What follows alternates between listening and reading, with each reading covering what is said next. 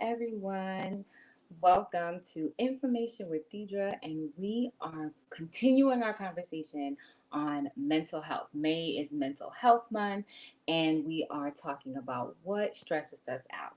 So, last time we talked about the police. This time we are talking about our jobs. Work is stressing us out. Why are we talking about work stressing us out? Because it's something that we can all relate to, right? So, job stress or work stress can lead to some of the most adverse effects inside of us. Remember last time I talked about, when that stress factor is triggered within our bodies, that biological stress response. When it's activated over long periods of time, it can start to have adverse effects on our immune system, brain function, all types of things.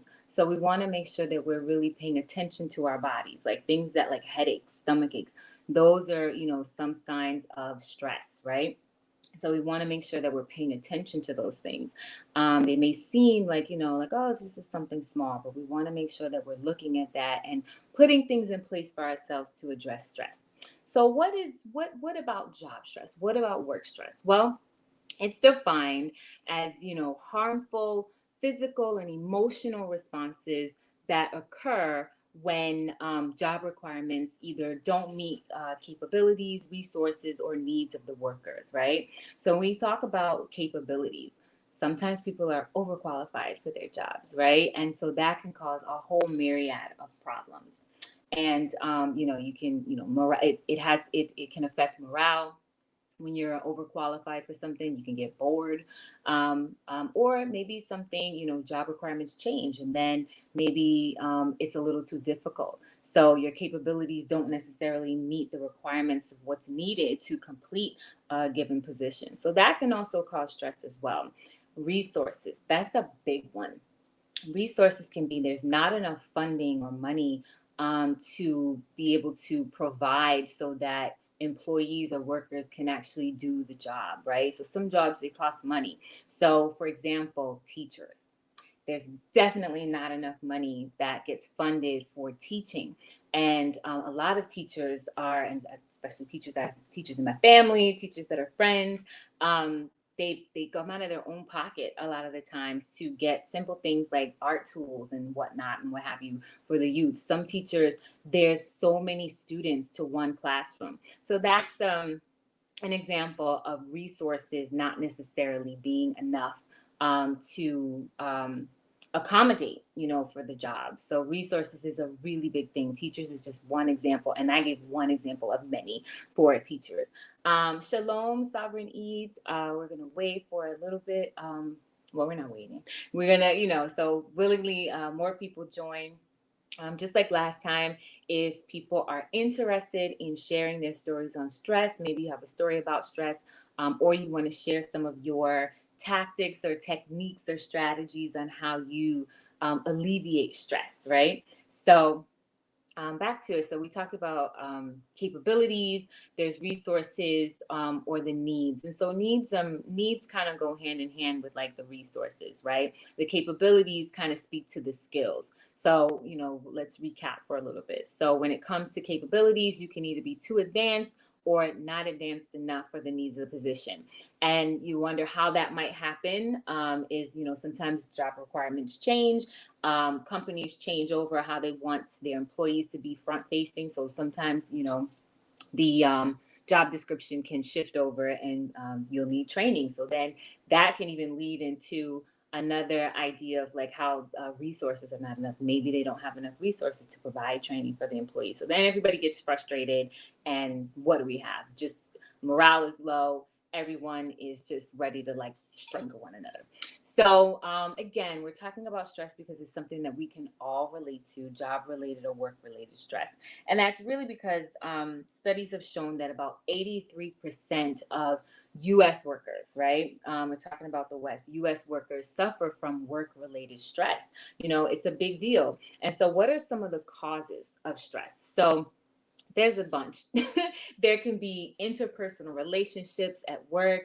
I like him, he don't like me, she don't like me. All those types of things. At the end of the day, you would think sometimes that people have left high school behind, but relationships are a funky and tricky thing. So interpersonal relationships are one, and that really means that we have to be emotionally mature, right? As adults, and people sometimes have to kind of step up their emotional IQ, or EQ, as it's called in the, I guess, the HR world. So some of those things, not really being attuned to your intellectual IQ, and how people are moving, feeling, and people can really affect, interpersonal relationships. Or maybe you are a person who's able to do that, but there is someone in your mix, someone on your team that you have to work with that's not necessarily there. So really, being able to navigate that can be a challenge for people, and that can also create work related stress. Another thing is um, professional growth. It can become stagnant sometimes, and so people want to, be able to move around, and that definitely can cause stress when you feel that you are, you want to grow in your positioning, and kind of stretch your legs, right, and show your talent, and you're not able to. Sometimes that comes from lack of resources, or which leads me into the next thing. The other thing it could come from is like management style, right? Which is also related to the interpersonal relationships. So management styles can also cause, work related stress. Some people are micromanagers and they want to know everything you're doing, and they're like over your shoulder. And others, they may not give enough feedback. Some people like a lot of feedback. They want you to tell them like how they're doing every second of the day. Maybe not every second, but they want you to tell that. So like management styles can definitely be something that is stressful. I myself have experienced both of those things. And as someone who manages people, I probably have done both of those things. So it required me to also be mindful of my emotional IQ, so that I'm not, number one, stressing myself out. And that actually then exude that, and that kind of like seeps into everybody else.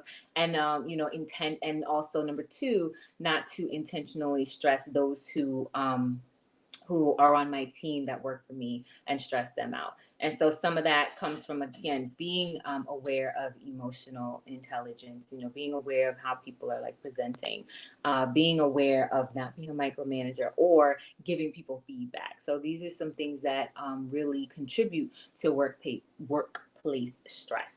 Other things that are causes, like poor working conditions, that's also related to the resources, right? If things are not up to code, if you are in a position where there's manual labor that's necessary, this is why we have um, agencies and entities that are supposed to look at these things. So in the US, there is OSHA. OSHA is actually the enforcement arm of regulating like workplace safety. It's the Office of Occupational Safety and Health Agency, and that's the enforcement agency for occupational safety. And then the agency that's responsible for research is the National Institute of, I can't speak today, National Institute of Occupational Safety and Health. So that's NIOSH. That is the research arm of occupational health and safety. So they're two different things. Like while they kind of focus in similar areas, they are two distinct things. I just wanted to like kind of get that out there, like put that middle plug. There's NIOSH, which is the research, which is how we kind of find out how people are faring when it comes to workplace safety, and stress is underneath that umbrella. And then there's the enforcement agency when it comes to workplace safety, and that's OSHA. So they're two distinct areas of the government. But again, yes, so poor working conditions. Shalom, Akuya, who has joined us in the chat. If either of you two ladies that are watching right now have any stories, I believe that we did put in the chat. Let me just check. I think we did put in the chat. Yes, it is. You can join us here, and I can add you to the stream, and you can join and share maybe a story of something that stressed you out, and maybe how you dealt with it. But right now, we are talking about causes, like the top causes and conditions that lead to workplace stress. So far, we've gone over interpersonal relationships, right? We've gone over working conditions. These are not necessarily in the order that we talked about them. Working conditions, there's management styles. So another one that goes to like capabilities, right? Job expectations. So that can also lead to workplace stress. So, like when you are maybe thinking one way and what's expected of you is something else, and so maybe there's not that meeting in the middle, and so that can also lead to stress and frustration, right? To not be able to kind of like meet, have the rubber meet the road so that you can like keep moving. That can also be stressful because it can cause issues between you and subordinates or you and your higher ups. So definitely expectations, meeting deadlines. That's an example of job expectations. Of deadlines are something that are really stressful. I myself get stressed out by deadlines. Um, and some of them I set for myself. And so then I have to think, like, what am I doing to like stress myself out like this? So those are some examples. Another example of workplace stress or job stress conditions that lead to job stress are lack of balance. And we'll talk about that as we, kind of go into like things that we can do to address workplace stress. So there's a lack of balance between like work and home life, right? If you're the type of person that spends every waking moment in your office, or for those of you who are still in the offices, because that's another thing, we've kind of shifted how we work, so we'll get into that. Um, you if there is no balance, that can definitely lead to stress outcomes and some of those adverse effects that we mentioned earlier. Definitely people need like support from family members, and there needs to be an outlet. With everything we do, there has to be an outlet, someplace that we go to release and to disconnect from things that stress us out, or just disconnect from work, period. Bead, or go running, exercise. Like all of these things are great solutions for relieving stress. And really, some of us, like that, it's that inherent response to stress is just like, well, keep on working, I have to meet that deadline. And that's not really good, because again, you put yourself in that always active mode for the stress responses. And then what happens, it starts to affect brain function, and it starts to affect your immune system. So what are some of the things, these are some of the conditions that lead to workplace stress, but how does some of that manifest physically? So people who experience workplace stress they're more likely to really engage in unhealthy behaviors. So that's like your drugs, drinking, and smoking. Smoking, drugs, and alcohol. People are more likely to engage in those things because why? They're coping mechanisms. So if weren't already indulging, so it can maybe drive someone to, pick up a bottle and kind of go to town. So these are the things we have to watch. And again, some of the smaller symptoms that we may not notice are things like stomach aches, back aches, pain in the shoulder. Even if you don't have a job that is manual labor, these are still places where they can manifest. Headaches. I have been um, um, there's a lot of people that I have met more recently, people suffering from migraines. So, that can have other implications, but, we have to watch like the headaches, small things like that. These are the other ways that stress like manifests itself. So, greetings, Ima Sequoia. So again, so for all of you who are joining, if you would like to join the stream and share your story on a work story, or even school, because school may be your job, or you may work from home. So what are the things that you have experienced when it comes to stress, or you can share, or I should say, you can share what you do to alleviate stress, which we'll get into now. So, some of the things that you can do to alleviate stress, and we kind of went over this a little bit last time, is really like, find that outlet, right? Disconnect from the source. You have to disconnect from the source, of what is causing this negative and adverse reaction to your life. So, find outlets like exercising, walking, running, like doing things that really like pump up the body. Interestingly enough, another thing that helps to de-stress and like kind of reset the mind is service, and that's a big part of, how I try to like lead my life, is like putting yourself in the service of others.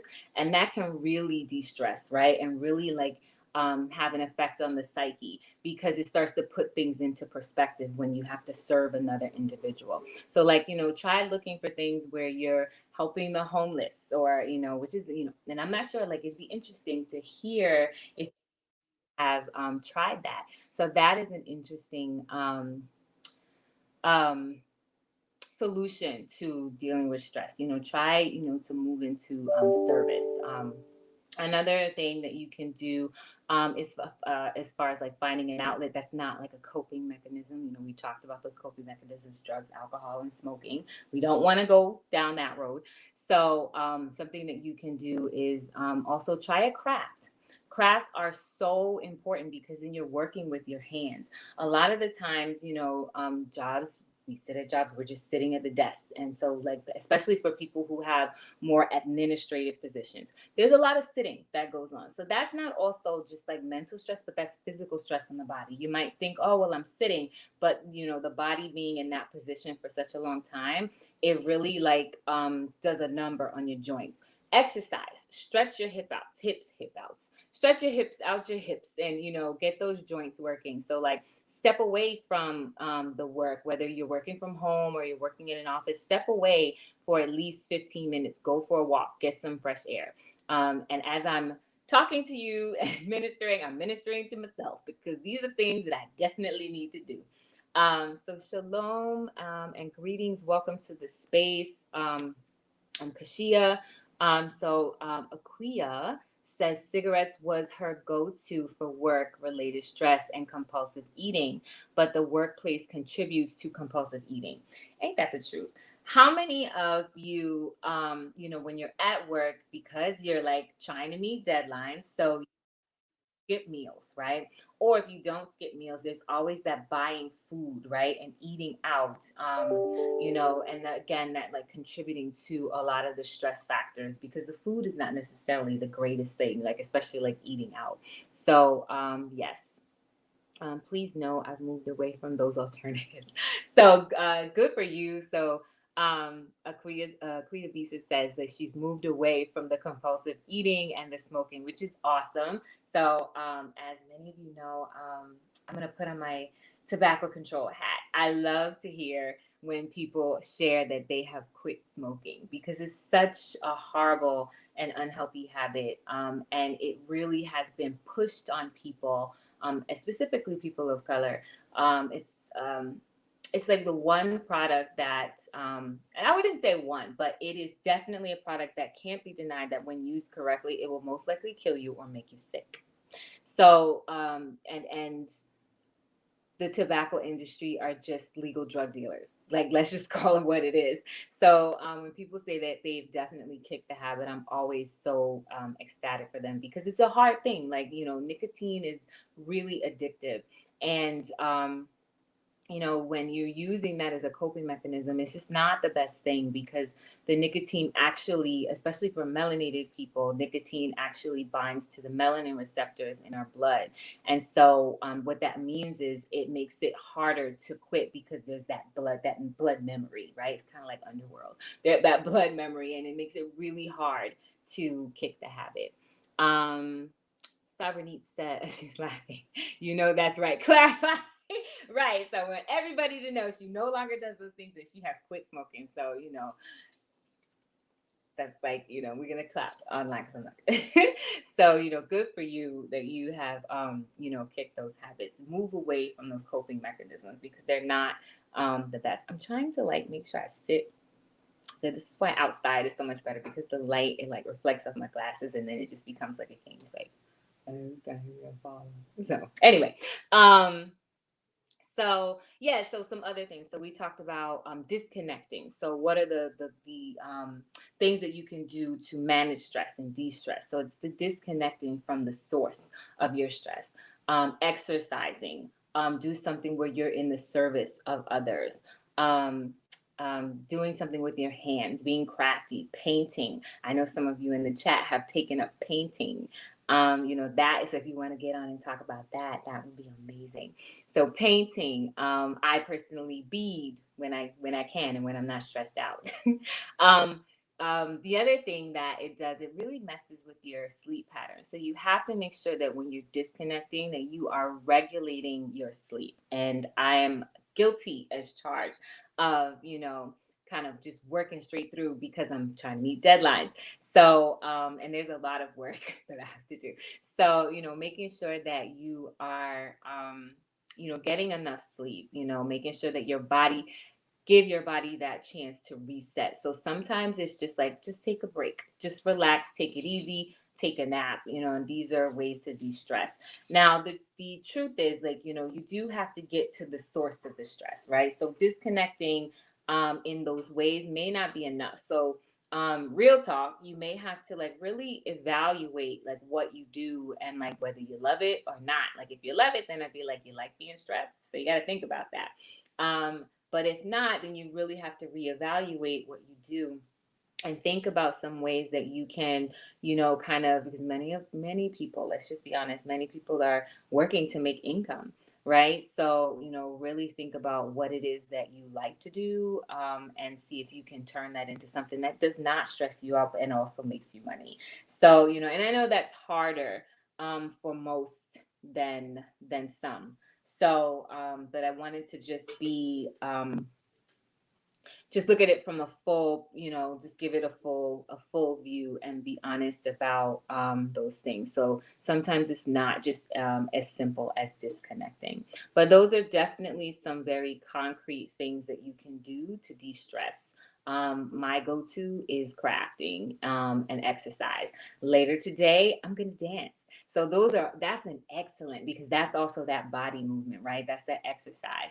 So like, really being able to sweat and breathe and like move the body helps to move some of those physical symptoms of stress that you are feeling, and it helps to kind of move them out of the way. So I am such a supporter of, dancing, service, movement of the body, crafts.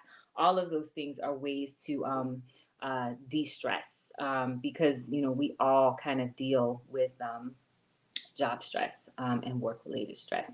Because she says she loves to be out in the garden. Absolutely. Like, I think just being outside of like recently, since, our year of confinement and COVID, I had to rediscover the joy of being outside because it wasn't something that I really enjoyed since I was like a child. So like the joy of being outside, it's so wonderful.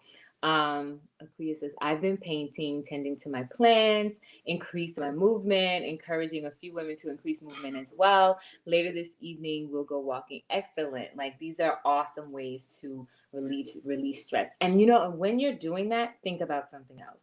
You be present in the moment. So like as you're gardening, if you take up gardening, look at the leaves and examine the leaves and think about how the cells and the chlorophyll gets from one end of the plant to the other. Like really disconnect from that workspace and whatever it is. If you have deadlines that you were trying to meet, discard the deadlines. Like think, as you're disconnecting, like think about something else. You really have to pull your mind away. And so that's disconnecting. So then when you go back, another way to like really de-stress is to if your stress related your workplace stress is related to deadlines and like job expectations, really try planning things out. I have noticed like when I plan, I am less stressed because then everything has like its allotted time slot. So there's a little bit of organization or addressing disorganization and where that stress is coming from. So like when we're talking about stress, we do have to kind of be honest with ourselves and separate how much is it that we're contributing to it and how much of it is outside of us. So where we can start is managing what we're contributing, right? And that's how we can start to minimize that work related stress. And then when it comes to outside, it's really kind of learning how to disconnect, or even if it's interpersonal relationships, whether it be with your subordinates or managers, is learning how to have conversations and set boundaries in a way that keeps you professional, but gets the point across.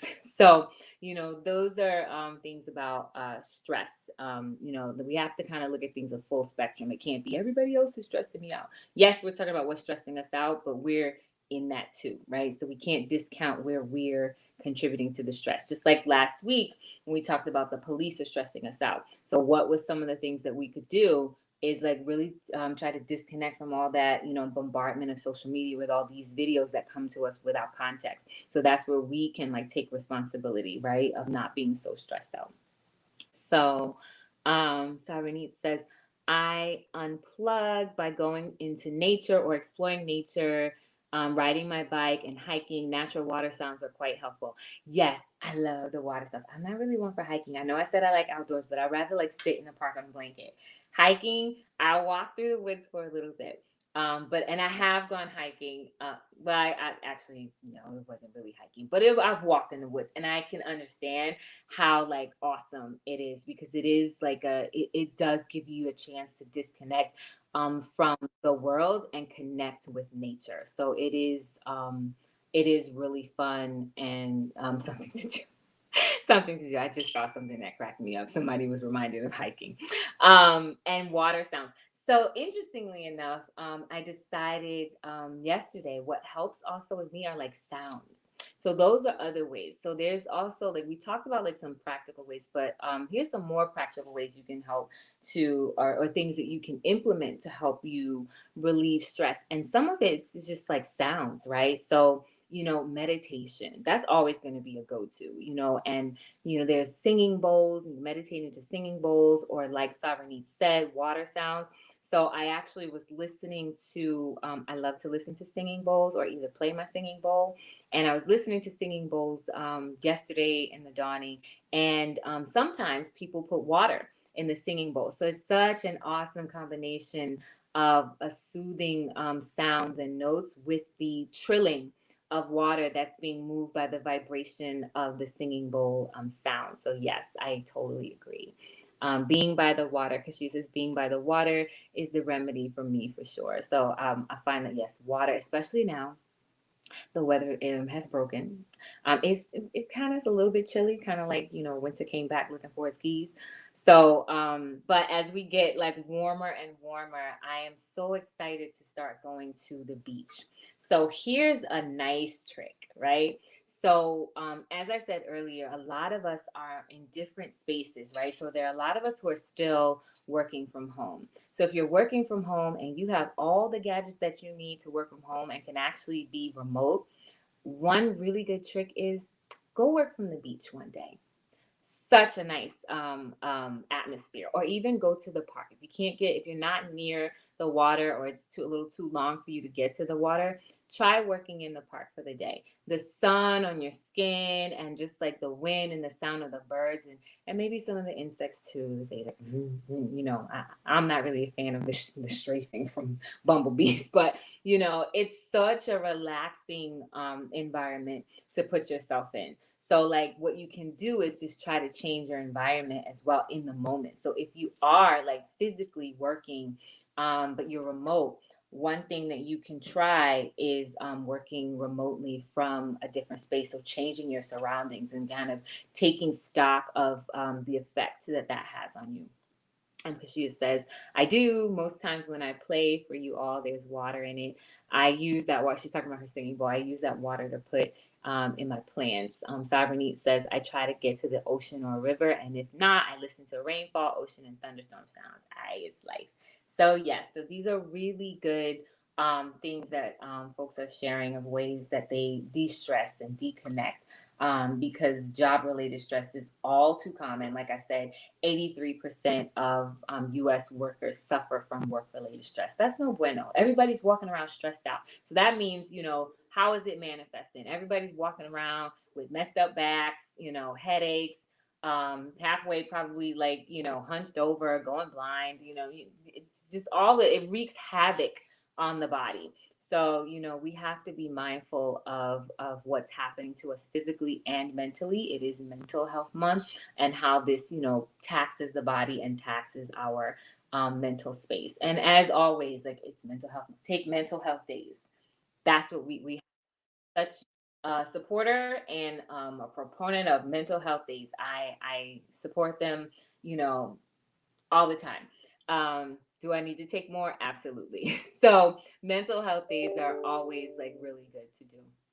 So Let's just do a recap. So we talked about today job-related stress. What is it? It's harmful physical and emotional responses that occur when the job requirements don't either meet capabilities, which are kind of like the skills or resources or needs of the worker. So the capabilities are like, the skills, like what the workers are capable of, and all of that's interconnected with resources. You maybe not be capable of doing something, not just because the skill level may or may not be there, but maybe there's no resources to allow you to, move within your job so that you can do that. So resources is a big deal, and also needs, which flow into that. And we gave the example of teachers. It's a really good example of not being able to do certain things on the job because of a lack of resources, and also needing help in the classroom, or being overloaded with youth and not having enough supplies to work with the youth. So that's a big, that's like the best example of like work related stress.